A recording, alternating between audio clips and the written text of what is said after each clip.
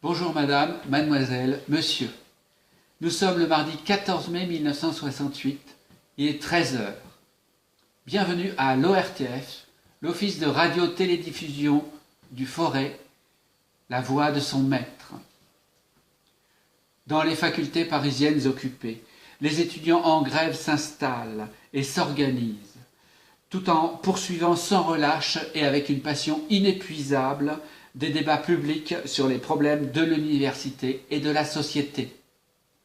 À la Sorbonne, où des étudiants aidés par des ouvriers, brassards rouges aux bras, forment maintenant un service de sécurité, l'organisation pratique s'ébauche. Elle va du bar où sont servies gratuitement toutes sortes de boissons non alcoolisées et le ravitaillement, jusqu'à la garderie d'enfants. Les débats tournent toujours autour de deux thèmes essentiels. 1. Les luttes ouvrières et les luttes étudiantes. Thème qui, selon les responsables du comité de grève, prend le dessus sur la discussion des problèmes de revendication. Et 2. Les problèmes de l'université. Action étudiante, pouvoir dans l'université. À l'annexe Censier de l'Université des Lettres, qui est occupée depuis samedi après-midi, une organisation semblable s'est mise en place, avec les moyens du bord. Le service de ravitaillement s'est créé et une crèche est en bonne voie. La Ronéo n'arrête pas et sort à la chaîne des tracts par lesquels tout étudiant est invité à s'exprimer. Dans les couloirs, c'est l'effervescence fébrile des journées historiques. Un va-et-vient incessant dans les bureaux où des volontaires tentent de résoudre les 101 problèmes de l'occupation spontanée et improvisée. Les groupes politiques y participent, mais, indique une affiche, leur propagande doit se faire à l'extérieur. Devant l'entrée, les pro-chinois ont installé une table et offrent le petit livre rouge et les brochures de Mao Tse-tung. À Roanne et au Puy, les manifestations dans le calme sont largement suivies. À Roanne, la journée du 13 mai a été marquée par un défilé auquel participaient plus de 3000 personnes.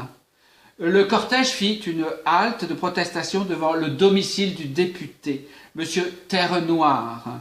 Ce défilé faisait suite à un meeting au cours duquel les représentants des syndicats avaient pris la parole. Dans le même temps, se poursuivait la grève générale. Sauf dans le textile, le mouvement a été largement suivi. Grève totale dans les établissements d'enseignement primaire et secondaire. Dans l'industrie, 85% du personnel, en moyenne, avait cessé le travail. Au Puy, 3000 personnes environ ont participé au meeting organisé par les syndicats. Là encore, aucun incident n'a été noté. Selon les observateurs, c'est la plus importante manifestation qu'on n'ait jamais vue depuis longtemps dans la capitale du Velay. L'échéance du 1er juillet 1968. Il faut préparer la libre circulation des produits industriels sur un marché de 180 millions d'habitants et faire face aux conséquences de la disparition des dernières barrières douanières à l'intérieur du marché commun.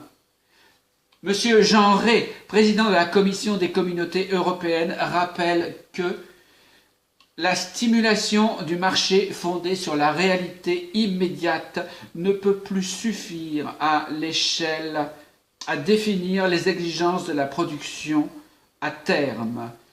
La solidarité monétaire de fait des États membres exige par ailleurs une politique financière et conjoncturelle concertée au niveau de la communauté au moins et de préférence au-delà des limites de cette communauté.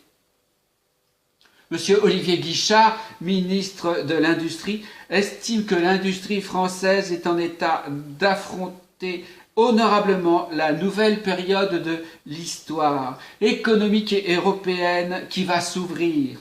Toutefois, le ministre de l'Industrie ajoute que d'une manière générale, il importe de susciter en France une mentalité industrielle conforme aux exigences de l'heure. L'objectif est d'atteindre la dimension intellectuelle et la dimension matérielle nécessaires pour que secteur par secteur, l'industrie française puisse tenir son rang sans que pour autant soient sacrifiés les problèmes humains. Il reste, poursuit le ministre français de l'Industrie, que le territoire des autres pays membres est devenu pour les producteurs français leur nouveau marché intérieur au même titre que l'hexagone national. Dans ce nouveau champ de compétition, il y a une place pour tout le monde. Une double tâche nationale et communautaire nous attend. Nous l'accomplirons en nous rappelant la prophétie formulée par le professeur Reuter lors de la signature du traité de Rome.